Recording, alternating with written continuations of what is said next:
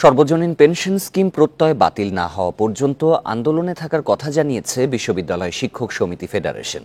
রোববার শিক্ষকদের অনলাইন সভায় এই সিদ্ধান্ত নেওয়া হয়। এ সময় সুপার গ্রেড বিশ্ববিদ্যালয়ের শিক্ষকদের স্বতন্ত্র বেতন স্কেলের দাবি জানান শিক্ষক নেতারা। এদিকে বরিশাল, জাহাঙ্গীরনগর, খুলনা প্রকৌশল ও প্রযুক্তি এবং হাজী মোহাম্মদ দানেশ বিজ্ঞান ও প্রযুক্তি বিশ্ববিদ্যালয় সহ বিভিন্ন বিশ্ববিদ্যালয়ের শিক্ষকরা রোববারও কর্মবিরতি পালন করছেন। এখন জন্ম সনদ দিয়ে খোলো বিকাশ স্টুডেন্ট অ্যাকাউন্ট। নিজের বিকাশ নিজে কর।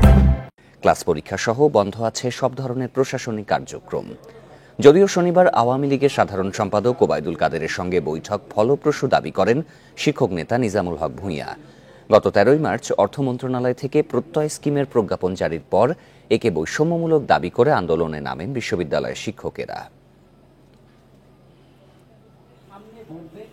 সেটাই হচ্ছে ভালো। উনি বিশ করেছেন, তার মানে ওটা উনারাই দিবেন।